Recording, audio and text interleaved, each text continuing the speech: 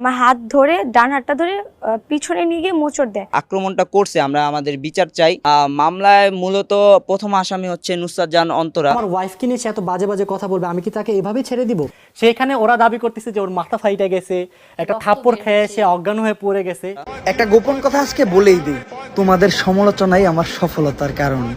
Guys, পুলিশের সামনে রাকিব হোসেনের স্ত্রী অন্তরা সহ রাকিব হোসেনের পুরো টিম ইয়াসিনের স্ত্রী মিথিলাকে মেরে কেন অজ্ঞান করলো। তাছাড়া অন্যদিকে ইয়াসিন এমনকি মিথিলা সরাসরি ভিডিওতে এসে বলছে রাকিব হোসেনের পুরো ফ্যামিলির মধ্যে কাউকেই সে ছাড়বে না, ইতিমধ্যে সবার নামে মামলা করে দিয়েছে। তো আসলে তাদের মধ্যে কি এমন হয়েছে তা বন্ধুরা সবকিছু এই ভিডিওতে জানতে পারবেন। তো অন্যদিকে আবার ওমর টেডি শার্ট নিয়ে ভিডিও করার কারণে এইবার কবির ফয়সালের সাথে লেগে গিয়েছে তার ঝগড়া। তো তারা একজন আরেকজনকে নিয়ে কি বলছে তাও বন্ধুরা এই ভিডিওতে দেখতে পারবেন, তাই অবশ্যই ভিডিওতে লাইক দিয়ে শেষ পর্যন্ত দেখতে থাকুন।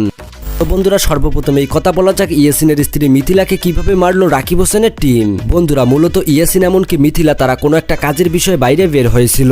তো তারা খাবার জন্য কোনো একটা রেস্টুরেন্টে যায়, আর সেখানেই নাকি অন্তরার ফ্যামিলির লোক চলে আসে। এমনকি তারা নাকি তাদেরকে দেখে শুধু মিথিলার সাথে পার্সোনাল ভাবে কথা বলতে চায়। তো অন্যদিকে ইয়াসিন পার্সোনাল ভাবে তাদের সাথে কথা বলতে দেয় না, যার ফলে তাদের মধ্যে একটা ঝামেলার সৃষ্টি হয়। পরে রেস্টুরেন্টের মালিক তাদেরকে সেই রেস্টুরেন্ট থেকে বের করে দেয়, ফলে তাদের মধ্যে রাস্তার মধ্যেই সিক্রেট তৈরি হয়। এমনকি সাথে সাথেই ইয়াসিন পুলিশের কাছে ফোন করে। তো সেখানে পুলিশ আসলে নাকি সেখানে বেশ কিছু লোকজনও জড়ো হয়। এমনকি সবার সামনে নাকি অন্তরার ফুল ফ্যামিলি মিথিলার গায়ে হাত তোলে, এমনকি তাকে নাকি অজ্ঞান করে ফেলে। তো বন্ধুরা চলুন আগে আমরা সেই ভিডিওর কিছু ক্লিপ দেখে আসি।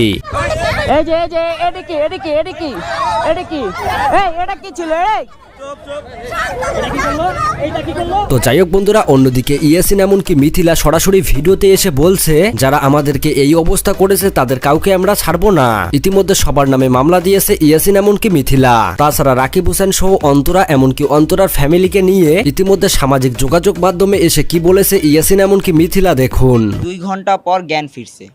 আর এই হাত তো আমি লাগাতে পারছি। মামলায় মূলত প্রথম আসামি হচ্ছে নুসরাত জাহান অন্তরা। রাকিব হোসেনের স্ত্রী, হ্যাঁ রাকিব হোসেনের স্ত্রী। তারপর রাকিব হোসেনের ছোট বোন ঋতু, তারপর হচ্ছে নুসরাতের বড় বোন সুমি, তারপর হচ্ছে নুসরাতের মেজু বোন রুমি, তারপর হচ্ছে যে নুসরাতের যে বান্ধবী ছিল যে পাওয়ার খাটিয়ে আমাদের গায়ে আক্রমণটা করেছে সুমাইয়া, হ্যাঁ ওর নামে, তারপর সামিয়া, তারপর হচ্ছে যে লাস্টে হচ্ছে যে রাকিবের যে একটা বোন আছে যে রাকিবের থেকে বড়, ওনার নাম হচ্ছে হাসি। ওনাদের সবার নামে মামলা করা হয়েছে। আর হচ্ছে যে আরও যারা আছিল আশেপাশে তাদেরকে ভিডিও ফুটেজ দেখে তাদেরকে আইনের আওতায় আনা হবে। তো সেখানে হচ্ছে যে এই অন্তরা মেয়েটা আসার পর থেকে আমাদের মধ্যে অনেক ঝামেলা সৃষ্টি হয়। ওনারা যেহেতু কোনো মহিলা কমিশনার ছিল না বা মহিলা পুলিশ ছিল না, তো সেই ক্ষেত্রে তারা মহিলাদের গায়ে হাত দেওয়াটা তারা একটু অ্যাভয়েড করছে।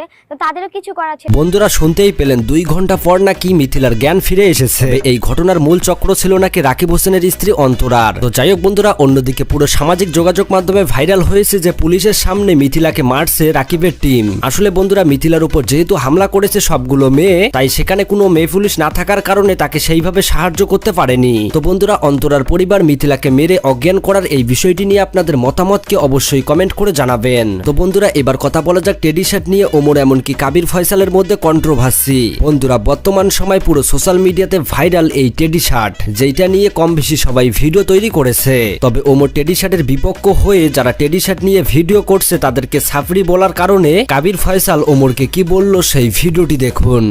টেডি শার্ট পরলে সাফরি, সেম ড্রেস আপ পরলে গ্রামের খালাতো ভাই, একটু চুল কাটা এলোমেলো হলে টোকাই। তা ভাই তোমাদের মতো এত স্মার্ট হ্যান্ডসাম ছেলে পেলে থাকতে শাহরুখ খান সালমান খান নায়ক হয় কিভাবে? আসলে বন্ধুরা ওমর কখনো ভালো কাজকে খারাপ বলেনি। মূলত এই টেডি শার্ট পরে আমাদের ঈদের মাঠে নামাজ কখনোই কবুল হবে না, যার ফলে ওমর এইটার বিপক্ষ হয়ে কথা বলেছে।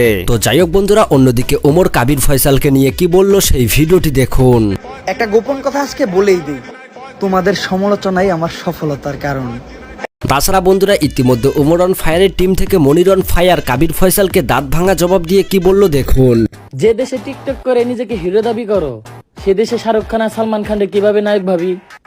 ভাইরে ভাই দেখো আজকে একটা টেডি শার্টের জন্য মানুষকে নিয়ে কতই না সমালোচনা করছে। তো যাই হোক বন্ধুরা টেডি শার্ট নিয়ে আপনাদের মতামতকে অবশ্যই কমেন্ট করে জানাবেন। তো যাই হোক এই ছিল আজকের এই নতুন আপডেটের ভিডিও। দেখা হচ্ছে পরবর্তী কোনো আপডেট ভিডিওতে। আল্লাহ হাফেজ।